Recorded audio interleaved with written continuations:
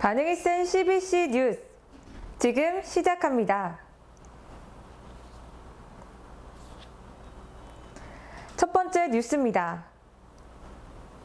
플레이위드가 모바일 게임 로안M의 흥행에 성공했습니다. 지난 27일 출시된 로안M이 연일 자체 기록을 경신하고 있기 때문인데요. 출시 약 일주일 만에 구글 리니지 M에 이은 국내 2위까지 껑충 뛰어올랐습니다. 이러한 기대 이상의 성과에 힘입어 플레이위드의 주가 또한 급등해 연관 검색어에 플레이위드 주식이 자리 잡는 등 이목이 쏠리고 있는 중입니다. 플레이위드는 시가총액과 주가가 연이어 상한가를 기록해 한 달 만에 시총 282억에서 1,318억으로 5배에 가까운 성장률을 보였습니다. 로안M이 대형 게임사 신작에 못지않은 흥행 성적을 기록한 가운데 향후 장기 흥행 궤도에 오를지 귀추가 주목됩니다. 4일 게임업계에 따르면 플레이위드가 서비스하고 NX3게임즈에서 개발한 로안M이 국내 구글 및 애플 앱스토어에 출시돼 단기간 흥행작 반열에 올랐습니다. 로안M은 플레이위드의 대표 PC게임 로한을 기반으로 한 모바일 MMORPG입니다. 아이템 게임제화는 물론 캐릭터도 사고팔 수 있는 자유경제 시스템이 특징인데요. 또한 조합, 종족, 스킬 등을 통한 나만의 장비와 캐릭터 육성, 살생부 등 PVP 시스템, 거래소 콘텐츠가 있습니다. 또한 로안M에는 원작에 구현됐던 타운 공방전과 공성전 등도 추가될 예정이라고 회사 측은 설명했습니다. 로안M 성과를 보면 대형 게임사의 인기작과 어깨를 나란히 할 만큼 흥행 중인데요. 출시 약 일주일 만에 구글 최고 매출 2위를 기록하며 리니지 M의 턱밑까지 추격했습니다. 로안M이 단기간 흥행작 반열에 오른 이유는 리니지 M, 리니지2 레볼루션, 블레이드 앤 소울 레볼루션 등 MMORPG 장르를 즐겨하는 이용자들이 대거 이동했기 때문으로 풀이됩니다. 또한 유튜버와 스트리머 등 인플루언서들이 리니지 M에 이어 로안M의 생중계를 진행해 게임을 알리는 데 긍정적인 영향을 미친 것으로 보입니다. 현재 로안M 일평균 매출은 5억 이상으로 추정되고 있습니다. 직접 개발하지는 않았지만 IP 홀더면서 퍼블리싱을 직접 맡았다는 점에서 수익성도 좋을 것으로 예상됩니다. 다만 장기 흥행을 위해선 서버 안정화가 필요하다는 게 전문가들의 대체적인 시각입니다. 이용자가 대거 몰리며 서버 접속 등에 문제가 발생하고 있기 때문입니다. 이에 대해 플레이위드 측은 로안M이 출시 이후 이용자들의 관심을 사로잡았다며 신규 콘텐츠 추가와 이벤트, 서버 안정화 등으로 이용자들의 기대에 부응하기 위해 더욱 노력하겠다고 말했습니다.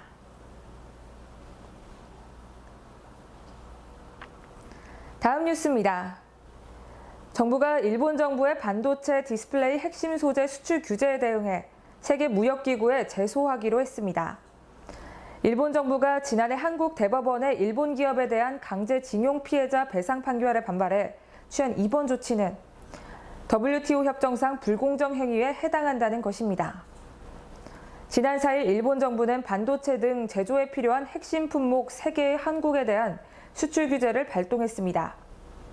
또한 일본 정부는 군사 전용 가능성이 있는 품목에 대해 허가 신청을 면제해주는 화이트 국가에서 한국을 제외하고 수출 규제 강화 대상 품목을 확대하는 방안을 추가적인 보복 조치로 고려하고 있는 것으로 알려졌습니다. 성윤모 상업통상자원부 장관은 일본이 발표한 수출 통제 강화 조치에 대해 향후 WTO 제소를 비롯해 국제법과 국내법에 의거해 필요한 대응 조치를 취해 나갈 것이라고 밝혔습니다. 성 장관은 이어 수출 제한 조치는 WTO 협정상 원칙적으로 금지되고 지난주 일본의 의장국으로서 개최한 주요 20개국의 정상회의 선언문에 합의 정신과도 정면으로 배치된다며 우리 정부는 그간 업계와 함께 일본의 일방적인 조치에 대비해 수입선 다변화와 국내 생산 설비 확충, 국산화 개발 등을 추진해 왔으며 앞으로 업계와 긴밀히 소통해 우리 기업의 피해를 최소화하겠다고 강한 의지를 내비쳤습니다. 정부의 이 같은 발표에도 국내 반도체, 디스플레이 업계의 우려는 깊습니다. 자칫 중장기적인 수출 규제로 이어질 경우 생산 라인 가동에 치명적인 위협이 될 수 있다는 걱정 때문인데요. 이는 반도체와 디스플레이 식각 공정에 사용되는 불산과 반도체 노광 공정에 사용되는 감광액은 일본이 세계 최고의 기술 경쟁력을 보유하고 있어 단기간 내에 대체재를 확보하기 어렵다는 게 그 이유입니다. 반도체 업계 한 고위 관계자는 당장은 기존에 보유하고 있던 자원을 사용해 별다른 영향이 없겠지만 앞으로 시장 상황에 따라 가동률이 달라질 수 있어 피해가 없다고 장담할 수도 없다며 일본 정부가 핵심 소재에 대한 수출 규제를 현실화할 경우 건당 심사 시 최대 90일에 달하는 기간이 소요되는데 WTO에 제소를 해도 90일 안에 결론을 내릴 수 있는 문제가 아니기 때문에 우려가 될 수밖에 없다고 토로했습니다. 전문가들은 정부가 좀 더 현실적인 대응 방안을 모색해야 한다고 입을 모으고 있습니다.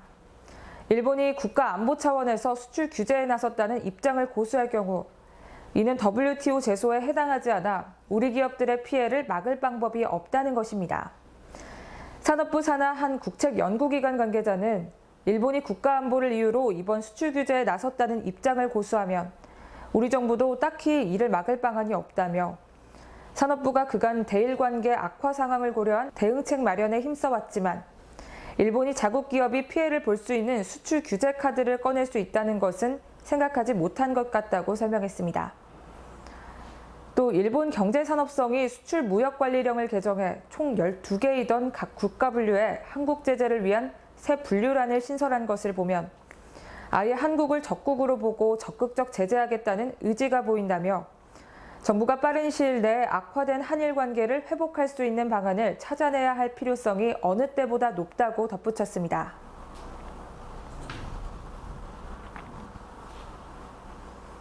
다음 뉴스입니다.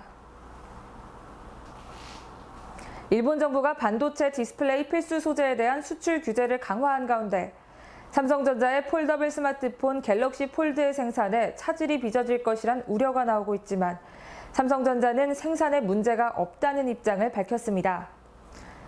3일 업계에 따르면 삼성전자는 최근 스마트폰 협력 업체에게 일본 수출 규제로 인한 영향은 없다는 내용의 공문을 보냈습니다. 공문에는 수출 규제로 인한 생산 계획에 변동이 없다는 내용이 포함된 것으로 전해졌는데요. 삼성전자가 협력업체에 이 같은 공문을 돌린 배경에는 갤럭시 폴드의 핵심 소재를 구성하는 원재료가 이번 일본 수출 규제에 포함됐기 때문입니다. 일본이 발표한 수출 규제 대상 품목 중 하나는 플루오린 폴리이미드입니다. 일본은 전 세계 플루오린 폴리이미드 생산량의 90%를 차지하고 있습니다. 플루오린 폴리이미드는 투명 폴리이미드 필름의 원재료인데요. 이 필름은 갤럭시 폴드 디스플레이를 보호하는 역할을 합니다. 현재 삼성전자는 플루오린 폴리이미드를 일본 스미모토로부터 전량 납품받고 있습니다. 삼성전자는 갤럭시 폴드를 100만 대 이상 생산하겠다는 계획을 세웠었는데요. 업계에서는 삼성전자가 관련 부품 재고를 몇 달치 확보했을 것으로 보고 있습니다. 전문가들은 일본의 플루오린 폴리이미드 수출 규제 관련 국내 디스플레이 산업에 미치는 부정적 영향은 제한적일 것으로 내다봤습니다. 전자업계 관계자는 일본이 수출 규제를 하더라도 예상 판매량이 줄고 이미 확보한 몇 달치 물량이 있어 갤럭시 폴드를 출시하는 데 큰 문제는 없을 것이라고 말했습니다. 한편 블룸버그 통신은 삼성전자가 디스플레이 결함 논란으로 출시를 미룬 폴더블 폰 갤럭시 폴드의 재설계 작업을 마쳤다고 보도했습니다. 4일 블룸버그에 따르면 삼성전자가 갤럭시 폴드의 결함이 발생해 출시를 연기한다고 발표한 지 약 2달 만에 제품 재설계를 마쳤습니다. 재설계한 부분은 디스플레이와 힌지 부분입니다. 이 매체는 익명의 소식통을 인용해 삼성전자가 사용자들이 벗기기 쉽도록 구성된 디스플레이 보호막을 화면과 완전히 밀착시켜 제거되지 않도록 구성했다고 전했습니다. 또한 힌지는 조금 더 위로 끌어올려 디스플레이와 최대한 동일선상에 자리하도록 설계를 바꾼 것으로 알려졌습니다. 화면을 펼쳤을 때 필름이 더 팽팽하게 늘어나 틈새를 최소화하려는 조치로 해석됩니다.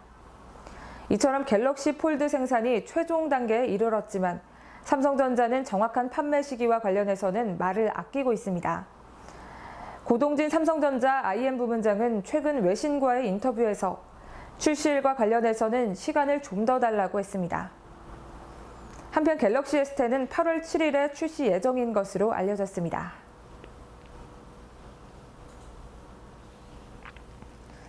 다음 뉴스입니다. 현대 기아자동차가 자동차 엔진의 출력과 연비 등 종합적인 성능을 높여주는 연속 가변 밸브 듀레이션 기술 개발에 성공했습니다. 현대 기아자동차는 3일 연속 가변 밸브 듀레이션 기술을 세계 최초로 개발해 양산차에 적용한다고 밝혔습니다. 이 CVBD는 지금까지 부분적으로만 가능했던 엔진 밸브 열림 시간 제어를 엔진 상황에 따라 최적으로 조절해주는 기술입니다. 회사 측은 기술적으로 상충관계인 엔진의 성능과 연비를 동시에 향상시키면서 배출가스까지 줄여주는 것이 특징이라고 설명했습니다. 이에 따라 현대차 8세대 소나타 터보에는 해당 신기술이 들어가는 스마트 스트림 1.6 가솔린 터보 엔진이 탑재됩니다. 현대기아차가 출시 예정인 8세대 소나타 터보의 공인 연비가 기존보다 10% 상승할 것으로 전망하고 있습니다. 현대기아차는 CVBD 기술이 들어가는 1.6 스마트 스트림 터보 엔진의 경우 기존 엔진보다 8% 개선됐다며 차체 기준에서 봤을 때 8세대 소나타 터보는 기존 대비 10% 정도 연비가 개선됐다고 보면 된다고 설명했습니다. 현대기아차의 예상이 맞는다면 8세대 소나타 터보는 최저가 트림 기준으로 약 14km대의 연비를 달성할 것으로 전망됩니다. 현대기아차는 CVBD 기술이 적용될 경우 가속 성능 향상과 배출가스 저감에 도움을 줄 수 있다고 전망하고 있습니다. CVBD 기술 적용 시 엔진 성능은 4% 이상, 연비는 5% 이상 향상되며 배출가스는 12% 이상 저감할 수 있다는 것이 현대기아차의 설명입니다. 1.6 스마트 스트림 터보 엔진이 들어가는 8세대 소나타 터보는 최고 출력 180마력, 최대 토크 27kgm의 힘을 냅니다. 이는 지난 7세대 소나타 뉴라이즈 터보 1.6 모델과 같습니다. 이에 대해 현대차 관계자는 실용 영역대의 출력이 전반적으로 올라가 실질적인 출력 향상을 통해 가속 성능이 향상됐다라고 전했습니다. 또한 8세대 소나타 터보는 7단 DCT 변속기가 아닌 8단 자동 변속기가 들어갑니다. 현대기아차는 앞으로 소나타 터보뿐만 아니라 경차급 차량에 CVBD 기술을 적용할 예정입니다. 또한 204마력의 힘을 내는 엔진에도 CVBD 기술을 넣겠다는 계획입니다. 해당 기능이 탑재된 소나타는 올해 하반기 출시 예정입니다.